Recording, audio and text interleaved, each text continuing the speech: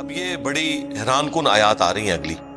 وَلَوْ فَتَحْنَا عَلَيْهِمْ بَابًا مِّنَ السَّمَاءِ، اگر ہم مشرکین عرب کے اوپر، آپ کے مخالفین کے اوپر آسمان کا کوئی دروازہ کھول دیتے، فَظَلُّوا فِيهِ يَعْرُجُونَ، اور وہ اس میں فریکوینٹلی آنا جانا شروع کر دیتے، آسمان پہ چڑھتے اترتے چڑھتے اترتے، کیونکہ یہ وہ معجزہ تھا جو یہ ڈیمانڈ کر رہے تھے. سورہ بنی اسرائیل میں 9 معجزات کا ذکر ہے. ان میں سے ایک معجزہ یہ تھا کہ آپ پر آسمان سے ہمارے سامنے کتاب نازل ہو، یا آپ ہمارے سامنے آسمان پہ چڑھے، اور صرف چڑھنے کو نہیں مانیں گے، آپ وہ کتاب بھی لے کر اترے. آپ کا سونے کا گھر ہو، آپ کا کوئی باغ ہو جس میں آپ نہریں آنے واحد میں جاری کر دیں، ہمارے سامنے باغ بنے، اس میں نہریں روا ہو جائیں. تو یہاں پر جواب آ رہا ہے کہ ہم اگر آسمان کا دروازہ کھول دیں، رسول اللہ کا چڑھنا یہ تو چھوٹی ڈیمانڈ ہے، یہ بھی چڑھ دیں آسمان کے اوپر، تو اب تو ہونا چاہیے وہ ایمان قبول کر لیں. نہیں، لَقَالُوا إِنَّمَا سُكِّرَتْ أَبْصَارُنَا، تو ضرور یہ کہیں گے کہ یہ تو ہماری آنکھوں کے اوپر پردہ ڈال دیا گیا، سکر کی کیفیت میں ہم چلے گئے، ہمیں مدہوش کر دیا گیا، یعنی جو نظر آ رہا ہے ایسا نہیں ہے، ہم کوئی نہیں چڑھ رہے. بل نحن قوم مسحورون، بلکہ ہم پہ تو جادو کر دیا گیا، ہم ایسی قوم ہیں جن پر جادو چل گیا. یعنی تھوڑی دیر پہلے جو معجزہ مانگ رہے تھے نبی کے حق میں، اللہ کہہ رہا ہے کہ یہ معجزہ تمہارے حق میں بھی اگر ہم کر دیں نا تو اگلا بہانہ بھی تیار ہے.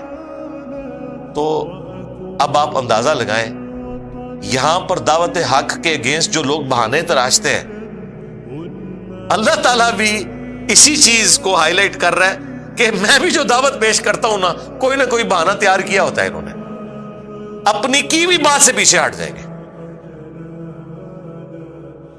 کتنی بڑی ڈیمانڈ تھی کہ ہمارے سامنے پیغمبر چڑھے، اللہ نے کہا پیغمبر کو چھوڑو، تمہیں بھی چڑھا دیں گے، چلو آگے ٹورو. پھر تم نے کہنا ہماری آنکھوں کے اوپر جادو ہو گیا.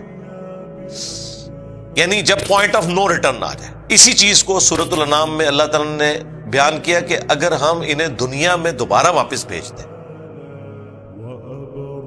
تب بھی یہ وہی اعمال کریں گے. ویسے انسان کو یقین نہیں آتا کہ جو شخص آخرت کا دن دیکھ کر آ جائے وہ دنیا میں آ کر وہ عذاب دیکھنے کے بعد بھی وہی حرکتیں دوبارہ کرے. لاجیکلی یہ بات سمجھ نہیں آتی، لیکن میں لاجیکلی ثابت کروں گا یہ کیسے ہو جائے گا.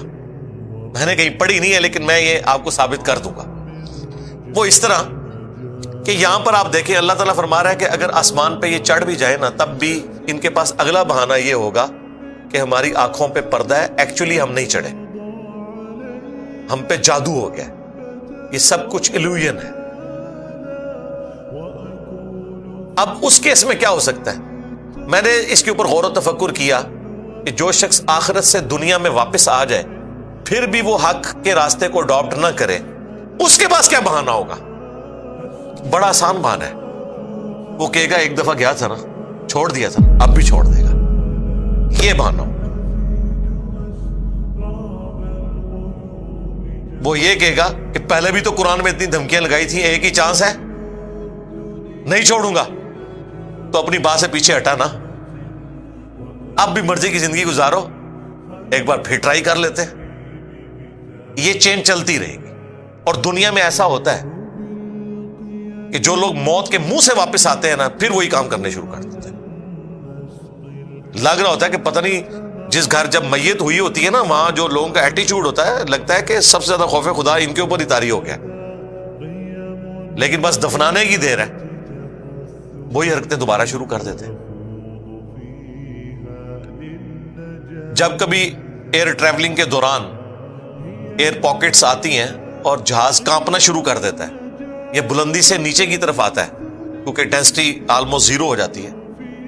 لوگوں کی چیخیں سنی ہیں ہم نے، یہ خود ہم ایسے جہاز میں نے سفر کیا ہوا ہے. بلکہ ہمارے ایک دوست بتانے لگے کہ کراچی سے وہ واپس آ رہے تھے تو راستے میں موسم اتنا خراب ہوا کہ وہ جو پر ہے نا وہ ہلتے ہوئے نظر آ رہے تھے جیسے کہ یہ چیل کے پر ہوتے ہیں. ظاہر اب وہ تو فکسڈ ہے، اگر وہ ہل رہے ہیں تو اس کا مطلب ہے پر ٹوٹنے کی بس دیر ہے، تو جہاز تو نیچے.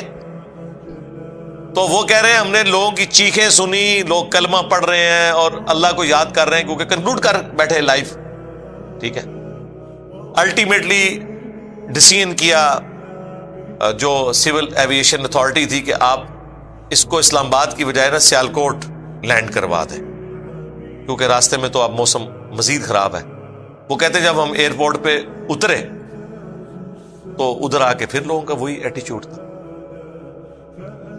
اب اس میں پھر مزید یہ مسئلہ ہوا کہ کئی لوگ ایسے تھے کہ جو وہیں کے تھے اور جو وہاں کے نہیں بھی تھے، انہوں نے کہا کہ جی آپ ہمیں یہیں اتار دیں، ہم بائی روڈ جائیں گے اب اسلام آباد، ہم نے نہیں دوبارہ جہاز میں بیٹھنا. لیکن وہ تو ان کا رول ہے نا، وہ پھر راستے میں سواری نہیں اتارتے. لوگوں نے چیخو پکار کی کہ نہیں اب ہم نے اس جہاز میں آگے سفر نہیں کرنا.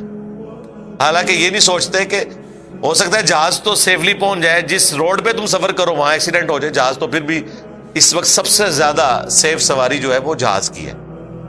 1,00,000 دفعہ اگر جہاز اڑے نا، 1,00,000 دفعہ ٹرین چلے، 1,00,000 دفعہ بس چلے، تو آپ ریشو پروپورشن اگر ایکسیڈنٹس کی نکالیں تو جہاز کے کیس میں شاید ایک ایکسیڈنٹ بھی نہ ہو.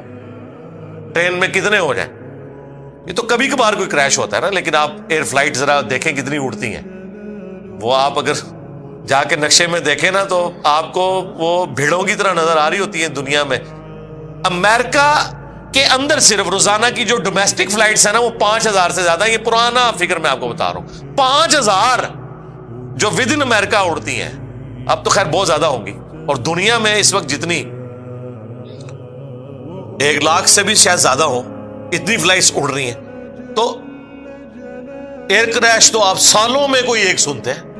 اگر آپ ریشو پروپورشن کیلکولیٹ کریں تو کچھ بھی نہیں. لیکن روڈ ایکسیڈنٹ، ٹرین ایکسیڈنٹ تو آئے دن آپ کے سامنے آتے رہتے ہیں. تو یہ ایک سیف سواری ہے. اس کے باوجود آپ دیکھیں جب لوگ بچتے ہیں تو ایئرپورٹ پہ اترنے کے بعد بالکل ایسا نہیں ہوتا کہ لوگ وضو کر کے پہلے جا کے شکرانے کے 2 نفل پڑھیں، یا جس نے کبھی نماز نہیں پڑھی تھی وہ نماز پڑھ لے، یا کوئی بے پردہ عورت پردے کی نیت کر لے، یا کوئی نوجوان کہ جی ٹھیک ہے میں اب داڑھی رکھوں گا اور اسلام کے مطابق زندگی. نہیں، دوبارہ کہتے ہیں ٹھیک ہے واپس آ کے نا بچ کے، وہی ساری صورتحال شروع ہو جاتی ہے. اسی طریقے سے جن گھروں میں میتیں ہوتی ہیں چند دن تک تو روب رہتا ہے، اس کے بعد پھر وہی ساری صورتحال، اور یہی امتحان ہے اصل میں. تو اللہ تعالیٰ فرما رہا ہے کہ اگر ایسا ہو بھی جائے نا تب بھی یہ کہیں گے ہماری آنکھوں کے اوپر نظر بندی ہو گئی ہے، ہم پر جادو کر دیا.